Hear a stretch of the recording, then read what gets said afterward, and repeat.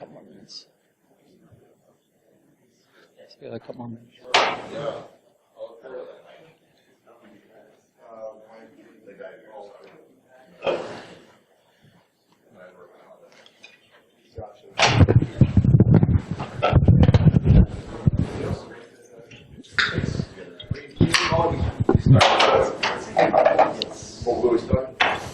No.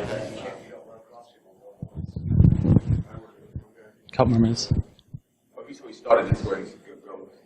So I go? All right. Go. All right, I'll get started then. So good afternoon, everyone. Thank you, BSides, for having me. This contact information I'll have up at the end. What I'll be talking about today, I'm just going to basically be giving you a summary, a little bit of detail, but the full detail of how to implement of what I'm talking about will be out there. My name is Mike Woolard. I work on the security team at a tech company up near Cleveland, and by security team I mean me. Basically the only one on the team. I have an intern starting on Wednesday, so we'll be expanding, I guess. So my role there, it ranges from policies, risk assessment, pen testing, and more importantly, awareness training.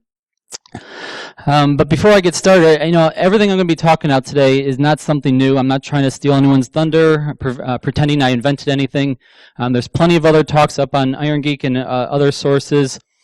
Bill Gardner and Valerie Thomas actually have a whole chapter in their book dedicated to what I'm, basically engaging security awareness training. And my talk is just simply my experience with it. What we did, what worked, what didn't work, and specifically why. Why do I feel that this works? Why do I feel that this is important? To give you a little context of this, my company is about 300 employees. We have about 117 in Richfield on the technology side, another 30 here in Columbus. So as I talk about, budgets and that type of stuff, of the money that went into this and the people that got involved in it, just do the math and, extrapolate it out to the size of your company. So to start with the issues, this little news article came out and it talks about how developers are not prioritizing security. We're taking shortcuts, putting in temporary solutions. And lastly, we're not incentivized to make security a priority. And I can put a whole talk together just on that last point alone. But for today, do we care? Here's a picture that Bill Stumpf actually put out from CodeMash last week, or a couple weeks ago now, from a secure coding talk, pre-compiler talk that him and Jim Manico put together. Full room full of coders.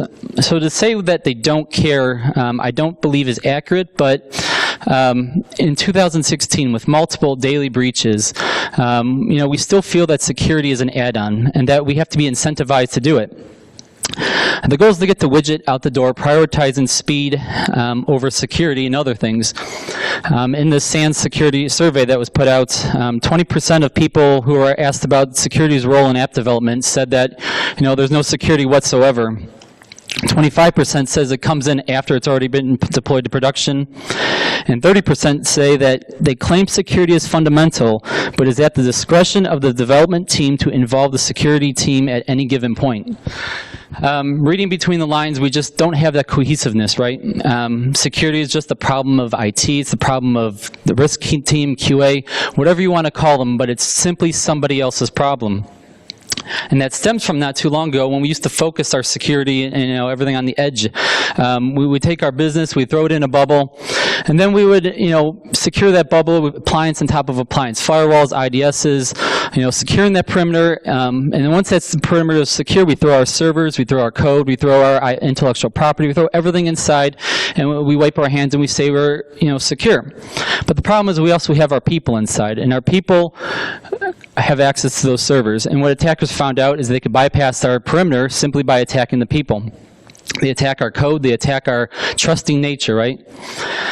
And so it's no secret that humans are the weakest link when it comes to any organization. We don't patch, we don't configure, we don't pay attention, right? That's why security awareness must be a central piece to any security program. If you're going to have security program at your organization, you must train your people. ISO standards, various compliance, audit standards, they all require security training. But if all you're doing is checking a box that says, I reviewed policy once a year, then are you really training? You're simply just doing it wrong. Awareness training needs to be thought-provoking and engaging. Our users need to be able to understand how to think critically through security problems and not just rely on us to provide the answers. In my company, I branded the security program to Think Like a Hacker. And most people, when they hear that, they think, we're going to look at how other companies were breached. We're going to look at basically, what's wrong, what's wrong with other companies, and try to fix that within our own company. And in a way, we did that. We took the OWASP Top 10. We took various other proactive controls, all that type of stuff. We looked at that, and we looked at how we were set up, and we did training around that. But when I think of a hacker, and what that term means, to me, hackers are innovators, right? They challenge, they change the system, because hacking is simply thinking through a problem critically and with logic. And that's what I'm trying to put into my people, my employees at work, is that in the case of web application hacking, it's nothing more than applying logic to the code and our algorithms. Instead of thinking about in the box of what our application should do, we should be thinking about everything that's possible for it to do. And hackers do nothing more just to see what happens. They wanted to understand how and why, and that why is the very important difference between security knowledge and security awareness. As Calvin points out here, knowledge is just the memorization of facts. But until you truly understand the how and the why, you're only regurgitating what somebody else has already put out there years ago. You're not truly able to affect change. A lot of teachers will just tell you we don't really have school systems that encourage the children to think of a problem and what could a solution be. No, it's just to identify the solution you were taught in this chapter and use that one. So we don't teach thinking as much as we teach, rigorous rote. And intelligence is not defined as somebody having a brain that can think and consider all the possibilities and come up with the best solution. Oh, no. Intelligence is saying the exact same things as everyone else. You read the same newspaper articles, you watch the same news shows, you read the same books, and now you can say exactly the same things about how the world works, so you all know you're a group. It's almost like a religion, and we're all the same, and we're intelligent because I say it and you say it, and you're intelligent, so I'm intelligent. And we never really have a real good way of measuring, are you really thinking and putting it together and coming up with your own solutions? No, we don't define that as intelligent. We often define it as dumb. So by this definition, I really truly believe that hackers are problem solvers, and that's really all that hacking is. Some use it for good, some use it for bad. I hack web applications, but what does that really mean? Am I performing magic to get the databases to drop? No, in order to know how to hack something, you have to really know how it works. You have to be invested in, you have to be aware of, you have to really understand what the widget is in front of you and how it works and why it works. And discovering the problems with the design, in order to either fix them or to bypass them, depending on which hat you wear.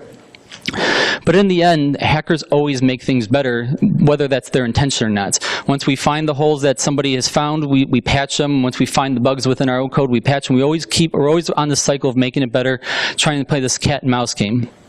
We've all heard, our various leaders in the security community talk about Nikola Tesla as a hacker.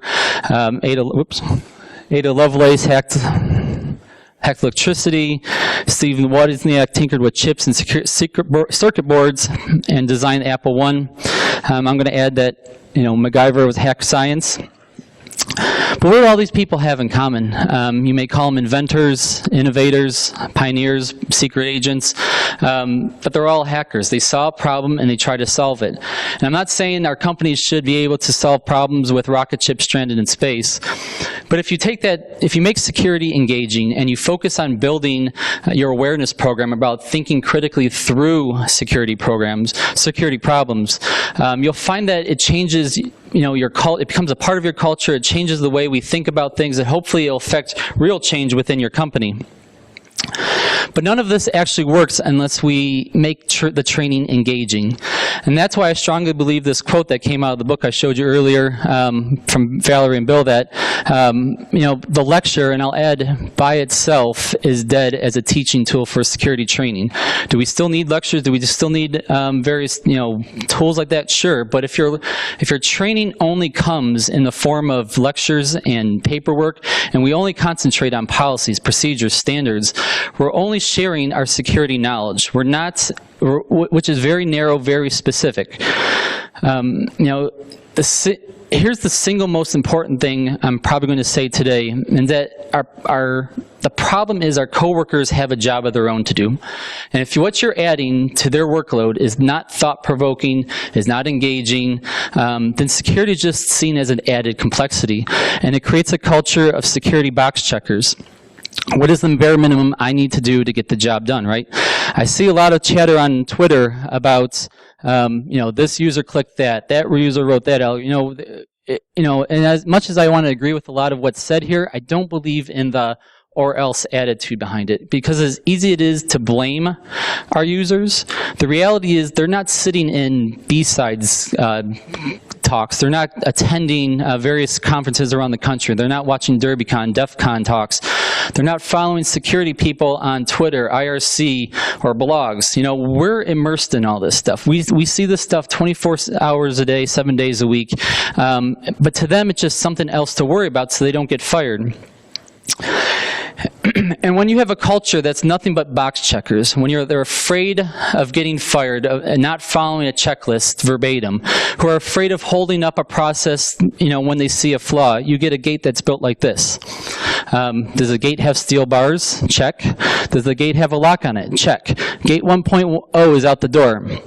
But a week later, when it gets breached because somebody reached through the bars and unlocked it from the other side, we add to our checklist, does it have a screen? Check. But are we secure even now? No, and all we have is reactive development at this point. What does security have on our checklist for this sprint? Now, I'm not saying we shouldn't have lectures, we shouldn't have standards, we shouldn't have checklists. What I'm saying is security changes, by the hour almost. And we can't simply, we can't teach everybody every aspect to secure whatever widget is in front of them. But maybe if we had security-aware gatekeepers who would look at this and say, you know what, we probably need to hold up production until we build this gate higher so somebody can't simply reach over and unlock it that way. And this whole engagement problem is not something that, I've always known. It came to me magically. It's something that, has been a problem for me up until a couple months ago. And it came to a head right around August time frame when I wanted to do some OAuth Top 10 training through a combination of course, lectures, demos, whatever the case may be, using broken web applications. And right around that time, our Cleveland chapter announced that there's going to be OAuth training on tools and procedures for securing .NET applications, which I thought was perfect for my company. So I put the word out, and initially I got great responses. Hey, that sounds awesome. We'll be there. Let us know. Come September time, there was just me. Nobody else attended. Everybody else had priorities.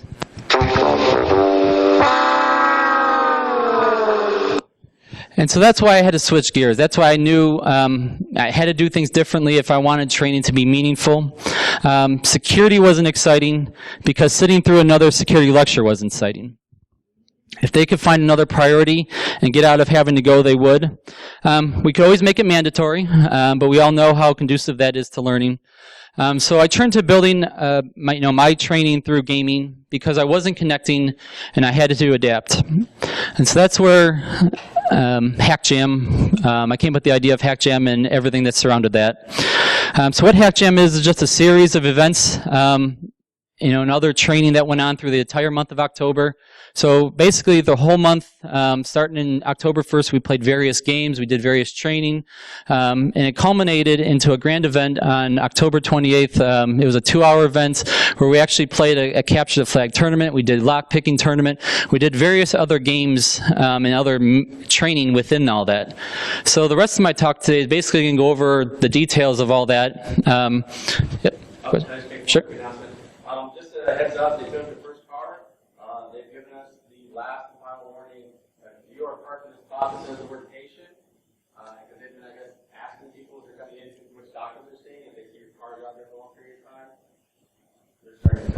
heads up. So I hope you do part. Anyone else has a word patient. So I'm going to briefly cover a lot of these. I kicked the whole thing off late September with this simple flyer I put out there. I just started posting it up, no explanation. Didn't even tell my boss about it. I just simply started posting, this around the office building. And I knew I was onto something because within 10 minutes I started getting people lining up at my desk, stopping me in the hall. The comment was passed to me that it was a great idea because it just had a lot of people talking. And the point of this wasn't, to teach people about base64 encoding and MD5 hashing. It more or less just sparked an interest and got people to open up the lines of communication with me. I had like I said, I had people stopping me in the hall. I had people showing up at my desk and emailing me about it. And so a few weeks later, I actually put out what it meant, and then I also included a poster. In the poster, I kind of flipped the switch of everything. I didn't talk about the training, and then, oh, by the way, we're going to do this game at the end. When I first started this whole thing, it was simply going to be training and maybe a capture the flag tournament for our developers, QA staff. It was going to be something that was technology related. Like I said, I had 150 people on staff. I was expecting maybe less than 30 probably would actually sign up for the training. Maybe 5 to 10 would sign up for the CTF. It would just be a small little thing. But instead of just putting out there that we're going to be doing this training and playing a game later, I really promoted the game itself. I focused on the game. I talked about everything we were going to be doing that was fun. And I said at the end, if you want to play in the game, you need to attend the training. And you could then take those skills, you can then apply it to the CTF, and then you could play along with prizes, the whole 9 yards. And there was really a buzz to this day I was not expecting because I had over 70 people sign up for the training. And out of the first 10 people that signed up, 8 of them actually came from our non-technology side of the staff. I had marketing people sign up, customer care. I had people that never even seen HTML code before signing up. So that kind of put a whole little wrench into everything because how am I supposed to train people on how to do this stuff who've never even seen SQL, ever heard of scripts or HTML. Out of the CTF that the sign up for that, I had over 35 people sign up for the actual tournament. And again, 6 out of the first 10 of those came from the non-technical side of the company. So I had everybody's attention. I had a lot of attention, more than I expected, and I didn't want to lose it. So I started to build out a lot of the gaming. I started making contact with various companies, with our HR staff to get some funding to make it bigger. So what you're going to see here over the next couple of slides is all the games, everything that we added onto this, patched onto the main CTF and that was basically supposed to be Hack Jam. Everything else we added to it. But for the CTF itself, we actually split it out into 2 groups. I did one group where it was called the Tech Division, which were people who basically were somewhat knew what they were doing, were getting involved from a technology standpoint. But then I also had a Greenhorn Division. So while the training was going on, we did training on OWASP Top 10, we did training on proactive controls. While all that training was going on with the Tech Division, we brought in people like Bill Sempf to do the proactive controls. We brought in people to do a lot of the training. I worked directly with the Greenhorns, the people who haven't seen the HTML before, and we just basically started at square one, just what HTML looks like. I gave them all sorts of cheat sheets. I gave them all sorts of just videos, stuff to go back, hit off of. We tried to make it as basic and as easy as possible for them, just to keep their attention, keep them involved. This is what the actual agenda for the Hack Jam. This is the 2-hour tournament at the end there. As you can see, we just kicked off the CTF. We got them going. They could do that from anywhere. They could do it from their desk. They can do it from, if they worked at a different location, they could do it right there in the cafe where we were. But while that was going on, we also did other training. We did Google hacking training. So I walked through, how to, social engineering compromises of OEC, our company. We did a lock sport tournament. We did PC Screensaver game throughout the month. So we announced that winner and the importance of that type of stuff.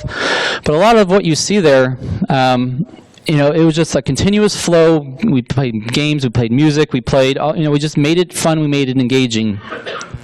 So all that was going on in the middle of all those various, training, all that type of stuff. We played all these mini games. The first of which was this USB game. Basically very simple. You just take 4 identical USB drives. 2 of them we put a text file that says this: you've infected the company network with a virus. 2 of them we put a text file that says, congratulations, you're a winner. This was a clean drive, and we let people pick one out. If their token was clean, they won a $10 gift card. If not, they lost. They found out the dangers of plugging in an unknown device. One of the other games was more along the lines of crypto. We did some training during that about HTTPS, about how certificates work, about a little bit of crypto, and we played this little game here. Here's a little hint. Anybody want to take a guess at what this says?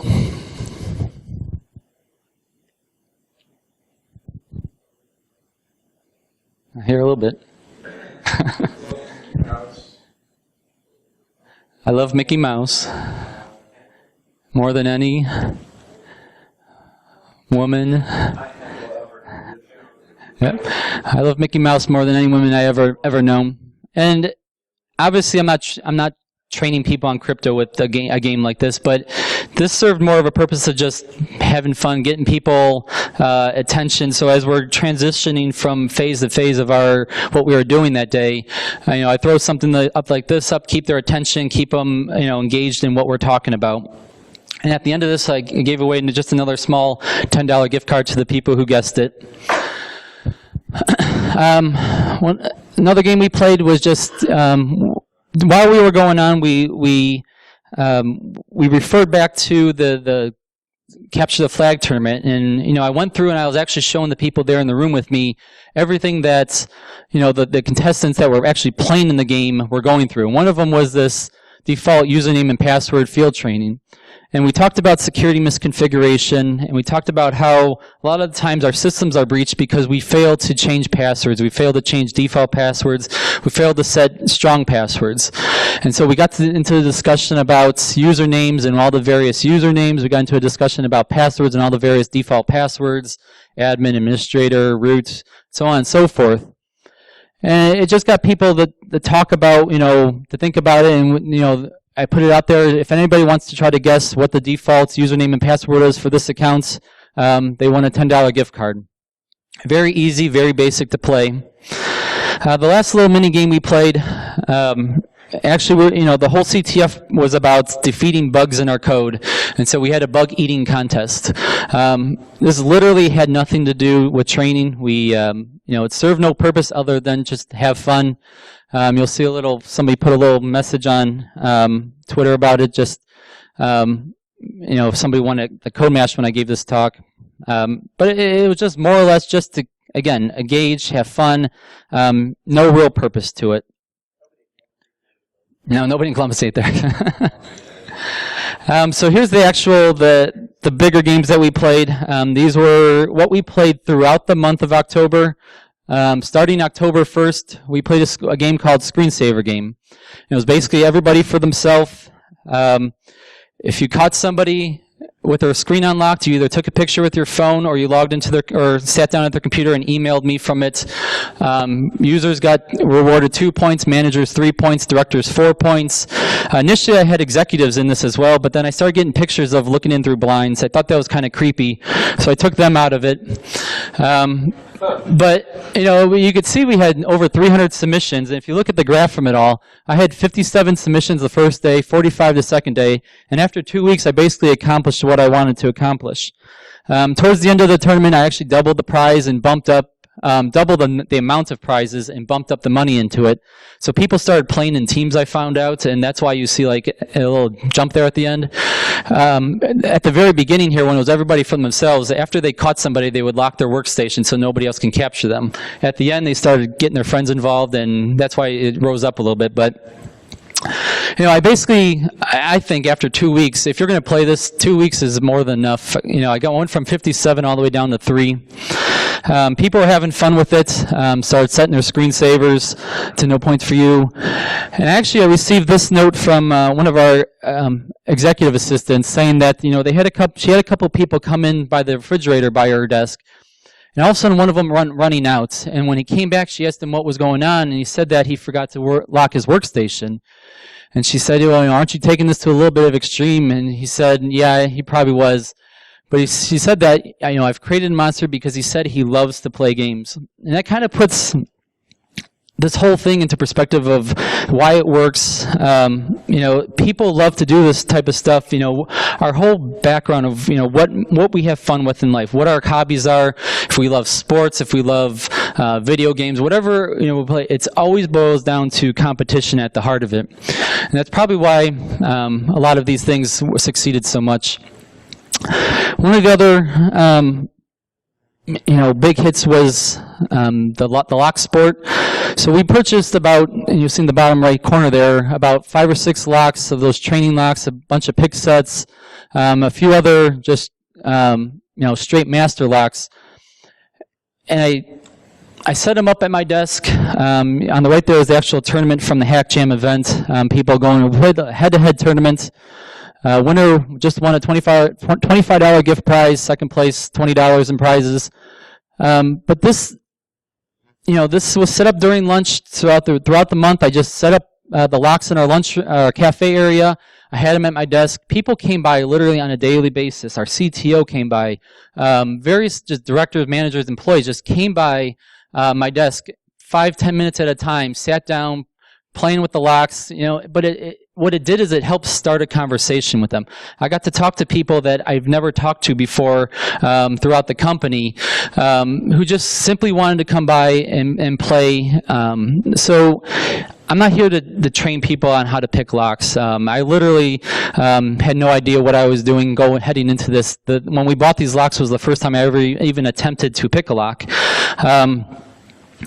But what it did, the benefit of it was it just more or less just opened the doors of communication. There's nothing illegal about it. But how many people have seen Chris Nickerson's talk from TEDx when he was about 3 or 4 years ago now? So he talks about lock picking in it, but I want you to take a deeper message out of what he's going to say. Hopefully you could hear this. Go to places where you can learn these things. I mean, how many of you think it would be cool to be able to pick a lock? That's awesome! Right, look at that's like most of the crowd. How come y'all don't know how to pick locks? Why? Did you forgot how Google works? You need the tools? I'll give them to you. I don't care. I'll bring down my backpack. You have everything in it. If it gives you one little stitch of inspiration to try and go do it. That last line is so incredibly powerful to me. You know, if it gives you one little stitch of inspiration, you could, you know, he's talking about lockpicking, obviously, but, you know, if you apply that to your security awareness training, you know, that's what really your security awareness should be all about, is inspiring, is getting people to talk about it, is getting people to think critically through it, not simply just giving them the information. So on to the actual Hack Jam CTF, the Capture the Flag tournament.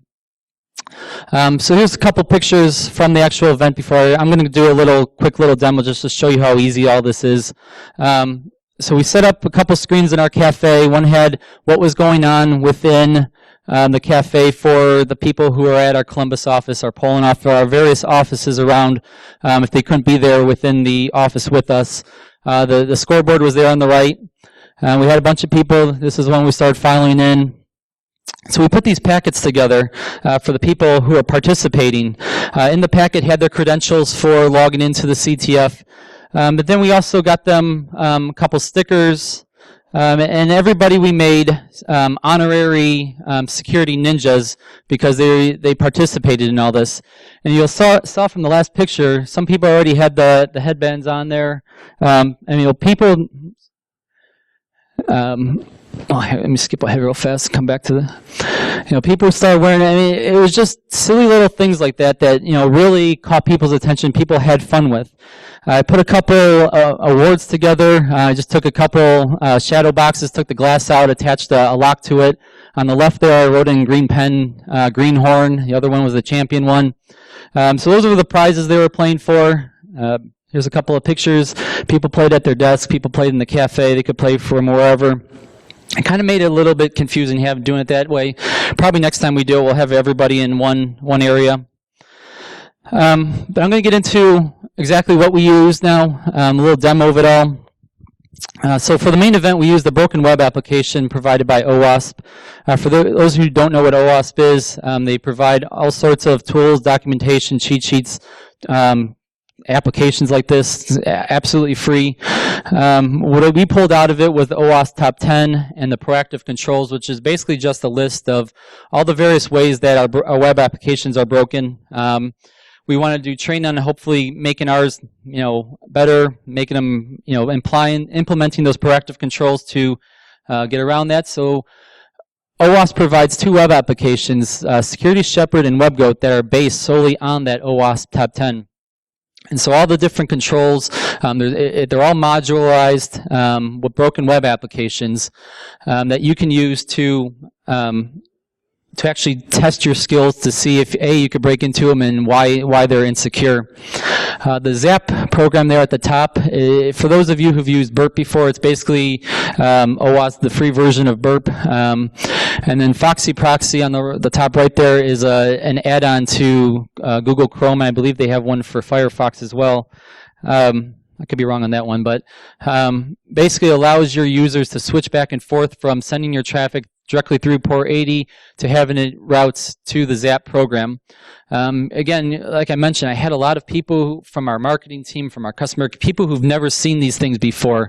Even people in our development QA, people who've never seen how these tools work, what they do. So I had to make it as easy as possible as I could for them. Put this here.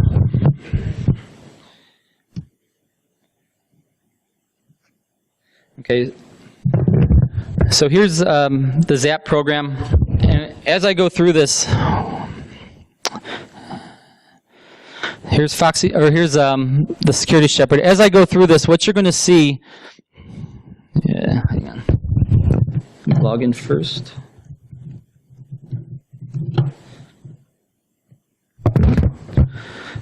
Okay, so right now I'm just going directly back and forth directly to the server.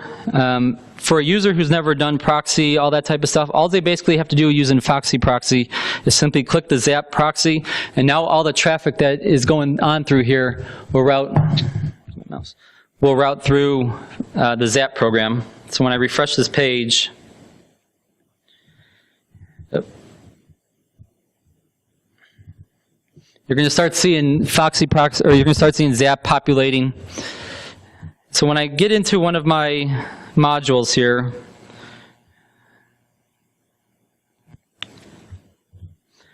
you're going to start seeing everything populating in Foxy Proxy, or in Zap, I mean.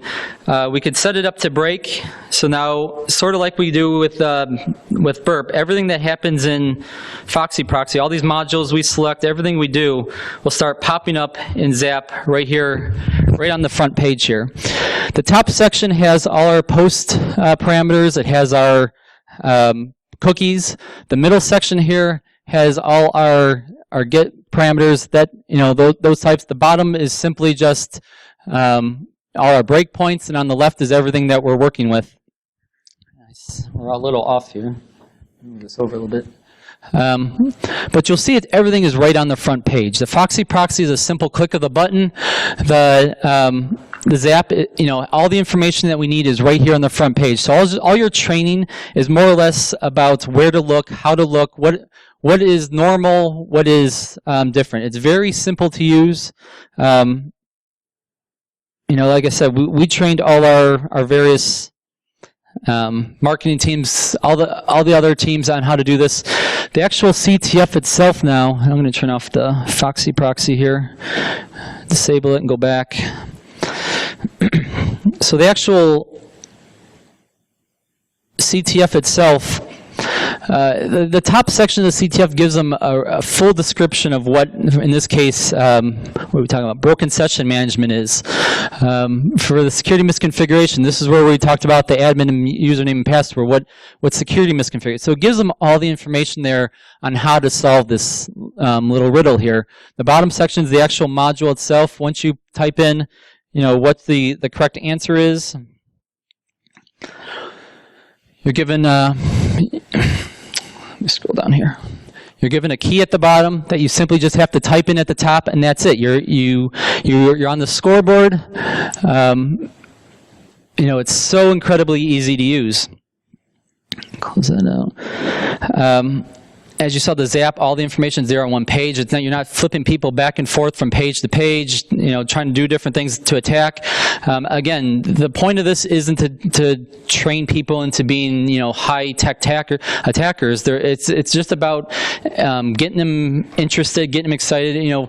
From probably this point forward, maybe I'll start getting into more detail with all this. But at this stage of the game, it was simply just to get them excited about all this. There's a couple other applications, BWAP and WebGoats. BWAP is basically the same setup as you saw there with Security Shepherd, bug. In the top right here, you have all the different modules you could choose from, and they're all broken down by the OWASP top 10. So A1 is injection, A2 you have the session management, so on and so forth, all the way down. And there's just tons and tons of different applications and stuff. Basically the same setup. It's not as clean as to what you have to do once you break it or how to break it. You're more or less on your own. I do have on my WordPress site there a PDF that walks through how to break the various web applications modules in BWAP. So they'll give you a little guide on how to do that. Any questions on any of those before I move on? No? Okay. With all these games, they served a different purpose. Some were just to do nothing more than to bring awareness to the various topics. Others were there to just intrigue, open up the communication lines. The mini games were to engage, to keep people interested while I was going through all the various training during the Hack Jam tournaments. And it doesn't have to be expensive. Most of my prizes were $10, some $25 for the bigger ones. I think I spent about $300 total for 16 prizes I gave out. I think I spent in total probably about $700. I actually reached out to Secure State. OEC gave me some money. I explained to them what I was doing. They were completely on board from day one. We like I said, we got the stickers, we got some prizes to hand out, various games. We bought the lock picking tools. It doesn't have to be a budget breaker to do any of this stuff. Once it was over, I sent out a little survey. 75% of people stayed the entire time. Like I said, it was a 2-hour thing in the middle of the day. I figure people would just come and go as we did it. 85% of the people said they didn't play this year, but they're definitely interested in doing it next year. 100% said do it again, and the last comment I got was definitely more engaging to learn about security through these events, through lectures. 10 out of 10 would sign up again. One win that I do want to talk about that came out of all this, our CRM administrator actually finished in second place on the Greenhorn side. She's not very tech savvy. I mean, she's technical enough, but more from a business standpoint. And she took the knowledge and everything that she learned from this training and CTF and everything that we did, and she went back and played around with the CRM system.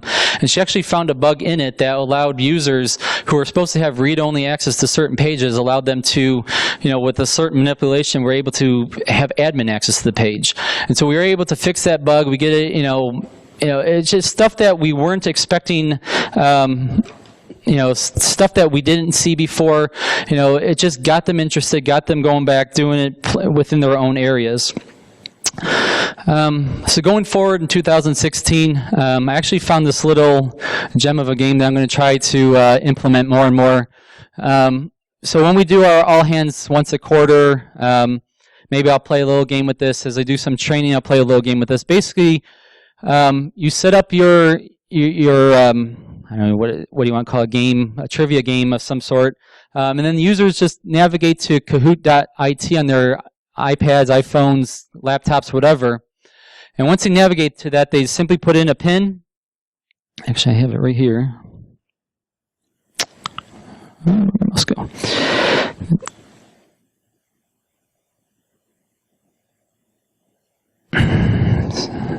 So they'll put in a pin, and then they can just play right along with you while you're going through the quiz. There it is. While you're going through the quiz. Of course, I'm not showing you on that screen.